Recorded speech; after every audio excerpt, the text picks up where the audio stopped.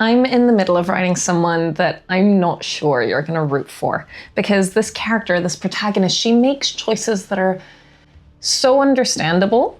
Like, I could maybe even see myself making these choices if the right circumstances and trauma piled up. And anyway, whatever. She's acting out of love. She's acting out of fear. She's acting from her trauma, and she's trying to do the best she can for the people she cares about. But one choice leads to another and another and another, and slowly, like so slowly, you almost don't notice it happening, she becomes someone darker, someone morally gray. And that made me think about something so much bigger. Like, why? Why are we drawn to characters like this? Why do we like morally complex, morally gray characters? Why do they captivate us? And more than that, why do they matter right now in this moment that we're living in? So here's the thing, we're living in this world where moral lines are increasingly getting blurred. We justify extremes in the name of things like love, survival, protection, power, loyalty, and we just go too far over and over again, and we watch other people go too far, and we're all asking the same question. We're all saying, where is the line? When do good intentions become something else entirely?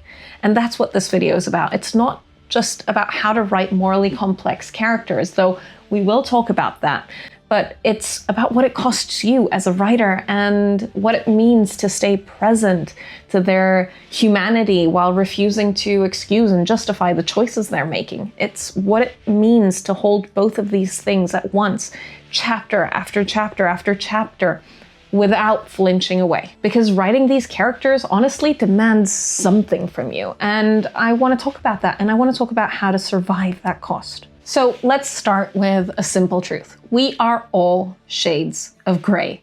Not in the way that sounds edgy or cool, but in an actual lived-in way. We're not Disney princesses. I'm not a Disney princess. You know, nobody wakes up in the morning and goes about their day in absolutes thinking, hey, today I was purely good, or today I'm just gonna get up and be purely evil. No one really does that. We all wake up and we're trying to survive. We're trying to do the best we can. We're trying to get what we need. And sometimes these things conflict with our general sense of morality. Sometimes doing right by one person means doing wrong by another. And sometimes love looks like protection, and then protection looks like control. And sometimes survival just looks like ruthlessness. So this is where Grimdark fantasy gets it right in a way a lot of other stories don't. It doesn't pretend that the world is divided into heroes and villains. It shows you people who are complex, messy, and contradictory, trying to navigate impossible situations, and the choices they make sense. They're not random. They're not evil for evil's sake. They're human. They're understandable. And that's what makes them so devastating. You know, these are characters who show internal consistency. Moral complexity isn't just another character trait. It's not something you add on to make someone interesting. True moral complexity, truly morally gray characters aren't just jerks who do something nice once in a while, or, you know, dark and brooding characters who never make a dark decision in their life and they're just actually out saving kittens all the time. No. These are characters who are flawed. They're flawed humans who lean into both good and bad. And they go just a step further and a step further from that. Being morally complex is a result of them being part of this world where survival and love and power all demand compromises. A world where you can't have everything, and where doing the right thing for one person may mean betraying another. And if you're writing one of these characters who live in this kind of reality and who navigate this gray space, you have to understand that what you're really doing is asking your readers a question. You're asking them, what would you do? Where would you draw this line? And, you know, more importantly, could you live with yourself after you've crossed it? In other words, does the end really justify the means? And that's the work, because you want to leave the readers feeling that maybe even though they would never make the same choices, even though they would never go where the character went, or at least they hope so, they can see why and understand where the character comes from and what led to these choices.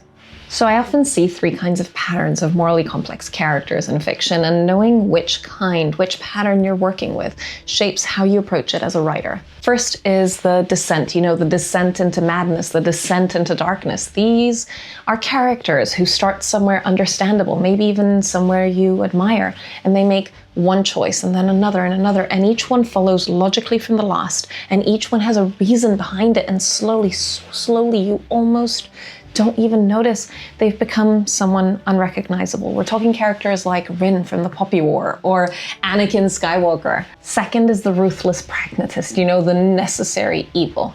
This is the character who has already made peace with who they are. They're not descending, they've arrived, and they do what needs to be done.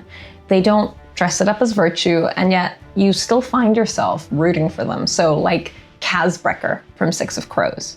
And third is a duality. These are characters that hold two contradictory truths in the same body at the same time, not one after the other, but simultaneously. They are capable of profound tenderness and profound destruction, and neither cancels out the other. So think of Essun from the 5th season. Now, the most complex characters don't just fit neatly into one of these types like a box. They'll blend these, and we're going to come back to that later. But for now, let's go deeper into each of these. My protagonist is following the descent pattern, and it's the one that I find most devastating to write because it asks so much of you emotionally as a writer. Every chapter I sit down to write, I feel the weight of what she's becoming. I know where she's going, and I have to stay true to where she is right now and understand her, even if I disagree. This is the arc where someone starts with good intentions, real ones, believable intentions, and through a series of choices that each makes sense in the moment, they become someone darker. Someone whose path you can trace all the way back to the beginning and see exactly where it went wrong, even though at every step the choice felt right. We're talking Rin from Poppy War is the clearest example I can think of. She's a girl who starts out with nothing and discovers she has extraordinary power, and early on she uses that power in a way that feels almost justifiable. It's war, lives are at stake, and the math adds up. But then she uses it again and again, and each time the justification gets just that little bit thinner and the harm gets just a little bit wider. And by the end, she's not the same person she was at the start of the book, although you'd hope that's the case for all characters through a story. But she becomes something that she can't undo, and you can trace every single step that got her there. Next, there's Anakin Skywalker. Everyone knows this one. He's not pure evil, or at least he doesn't start out that way. He's afraid, and he's trying to save the person who he loves. So he makes the choice to align with someone powerful because he thinks he has to.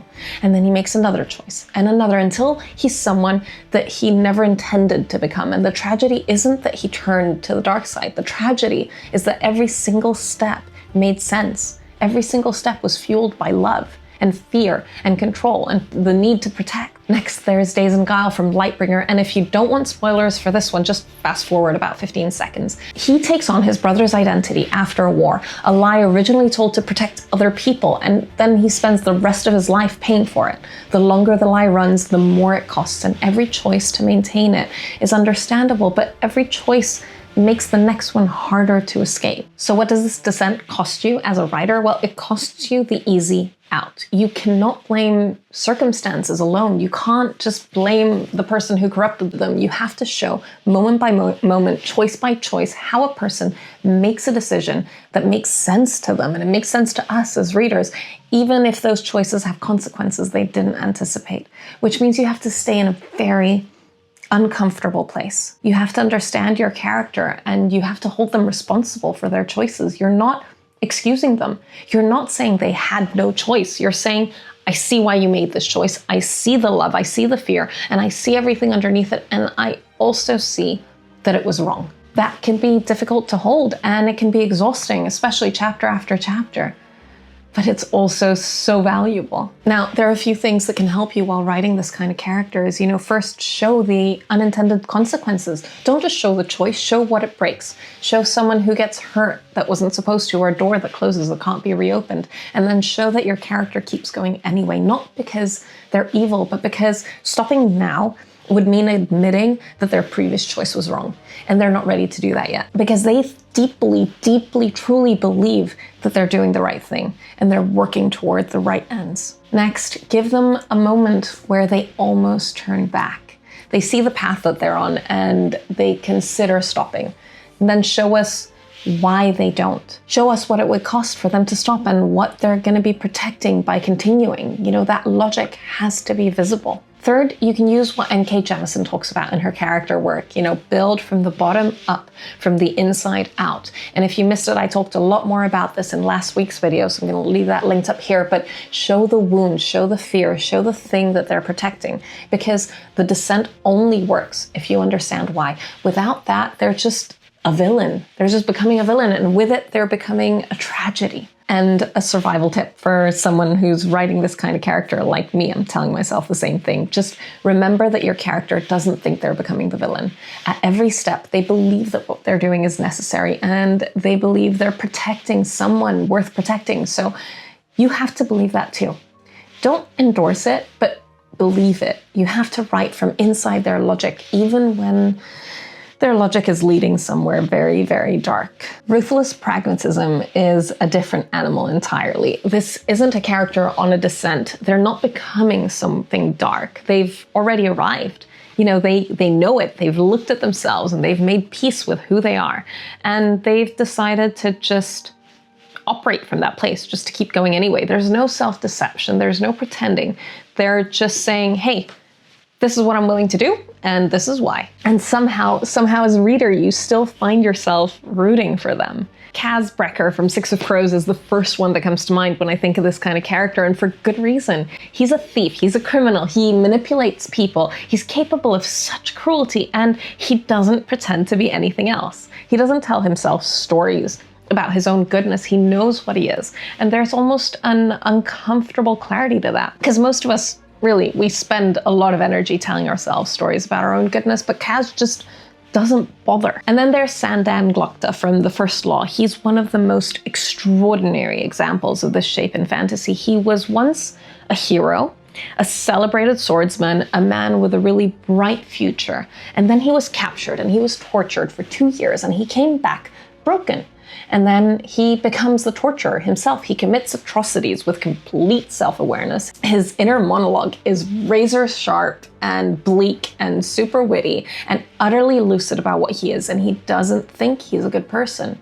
He knows he's become a monster and he keeps going anyway because he believes in the results that he's going to get. Victor Vale from Vicious is brilliant and cold and utterly convinced he is the lesser evil. He's done terrible things, but the justification he operates from isn't self-pity or denial, it's calculation. He believes he's right, and that certainty is what makes him so compelling and so unsettling. The cost of ruthless pragmatism, to use a writer, is that it costs your readers comfort. When a character is this honest about their own ruthlessness, when they're not performing goodness for you or for themselves or for anybody, it becomes harder to face. And you can't just label them and move on and say, okay, yeah, this guy's good, this guy's bad, whatever. You have to sit with the discomfort of understanding them or thinking, you know, I see why you're doing this and I'm not entirely sure I wouldn't do the same. You know, and that discomfort sometimes isn't something a reader wants. A risk for you as a writer when you're writing these types of characters is that you're gonna fall in love with them. And I don't mean in a romantic, mushy kind of way. They're fun to write, and they're so competent, and they're often funny in a bleak, morbid sort of way. And you start letting them off the hook because you enjoy them just way too much. You know, you stop showing the cost of their methods, and then they stop being morally complex and they start just being wish fulfillment. So instead, you need to ground their ruthlessness in something specific. Not in they're a bad person, but rather they were betrayed, so they trust no one. Or they grew up with nothing, so they take what they need.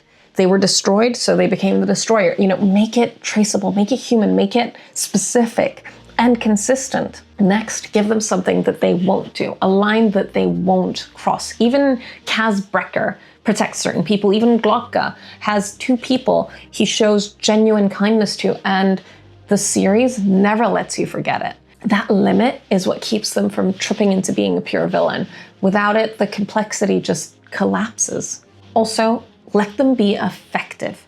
A ruthless character who fails all the time isn't really morally complex. They're just a little bit sad, maybe. But a ruthless character who works, who gets results through their willingness to do what no one else will, that's uncomfortable, because it asks the question, what if this is actually the right way to do this in this world? And keep asking yourself, what is this costing?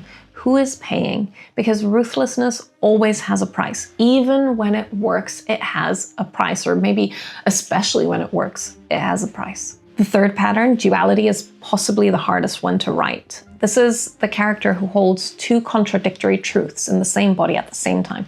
Not sequential, like they used to be good and now they're bad, or they did something terrible and then they redeemed themselves. No, simultaneously. Right now, in the moment, they're capable of profound tenderness and profound destruction. And neither of these two cancel each other out. Both are real, both are fully present, and you as a writer have to hold them both without collapsing into one or the other. Jekyll and Hyde is the origin story of this kind of pattern in my mind. You know, you've got one person with two selves, but what makes the modern version of this much more interesting is that these two selves aren't neatly separated. They coexist, they're entangled, and you can't remove one without destroying the other. Essun from the 5th season is one of the most extraordinary examples of this duality in contemporary fantasy. She is a woman who has been broken by a world that hates her. She has a power so vast that if she uses it, she can break the earth. But she's also a mother. She is someone who loves with such a ferocity that it breaks your heart, and someone who's just trying to find her child in a world designed to destroy them both. And she does things in the series that are just unforgivable. And you never, not once, stop understanding her, because Jemison never lets you forget her in her life. Her psychology is always present, and the destruction and the love come from the same wound. Cersei Lannister from Song of Ice and Fire is another character with a similar wound. Everything she does comes from her desire to protect her children, her family, her power, herself, in a world that is designed to diminish her and destroy her. So she makes absolute ruthless choices. Every compromise makes the next one easier. And by the time we're reading her, we're watching her, we're seeing her story unfold, she makes choices that, are just terrible.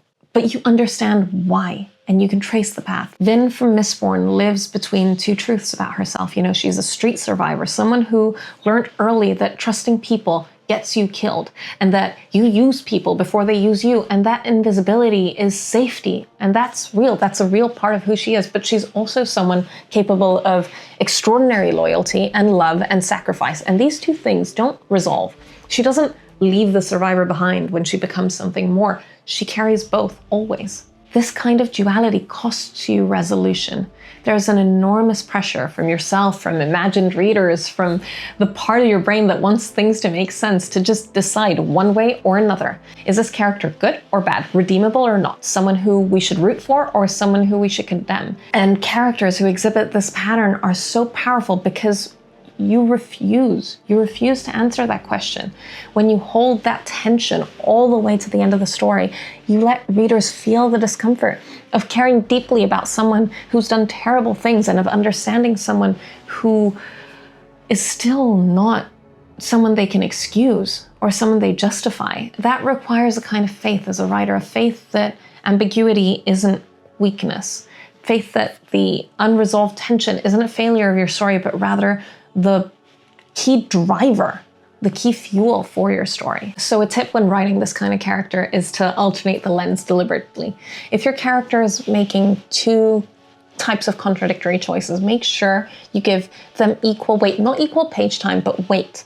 If the tenderness comes naturally, then push into the darkness. If the darkness is what's coming forward more, show the tenderness, slow down a little bit, and keep switching. Don't let readers or yourself rest too long in one interpretation or the other. They still have to be consistent to themselves and to their moral code, but they can hold both of these sides. And remember to connect these two truths. The most powerful characters like this are the ones where both of these sides come from the same root, you know, the same cause, the same trauma. The same wound that made them fierce is what makes them dangerous and what makes them so loving. You know, the love is what makes them loyal. It's what makes them capable of doing terrible things to protect the ones they love. And this duality just comes from the same source. And resist the need to come up with a resolution. Give yourself permission to sit in that discomfort without fixing it.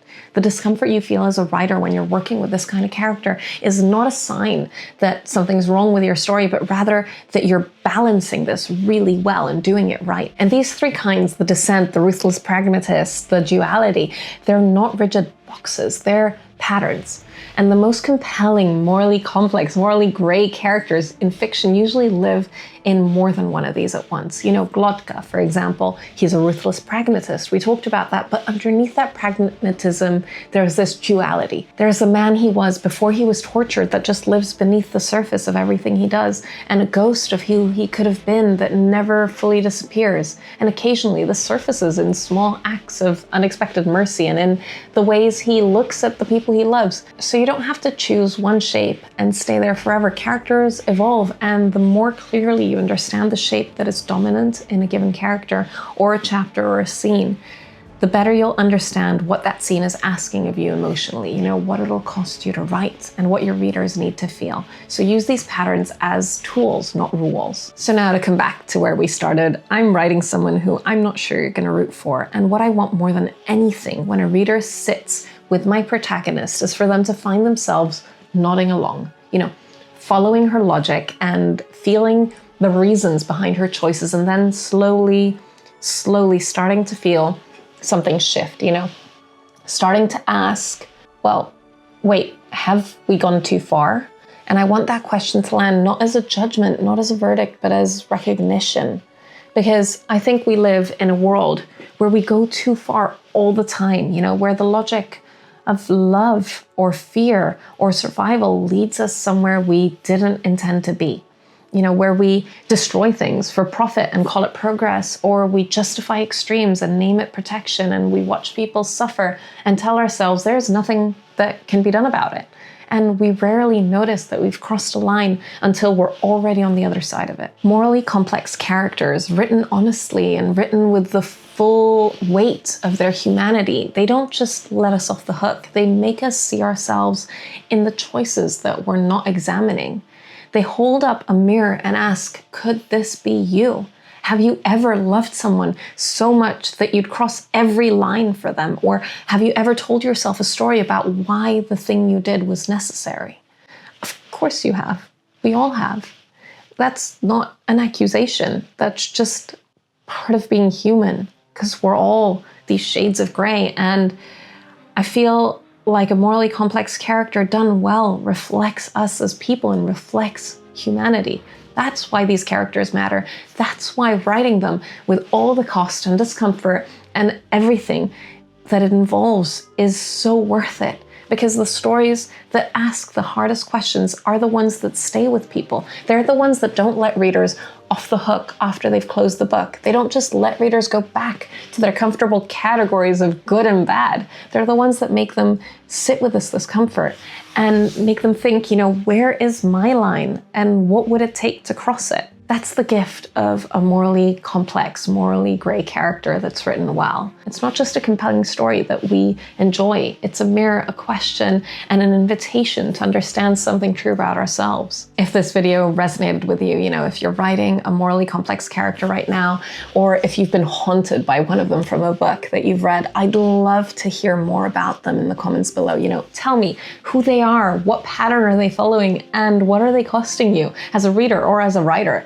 I'd love to hear more about these characters, and maybe you'll give me more books to add to my TBR. And if you want to go deeper into this, stick around. I'm going to be bringing this conversation into my creator's log in a couple of weeks later on this month, where we're going to be talking about my own protagonist specifically and the choices she makes and why writing her is costing me so much right now. So I'm going to see you in the next one, and happy writing.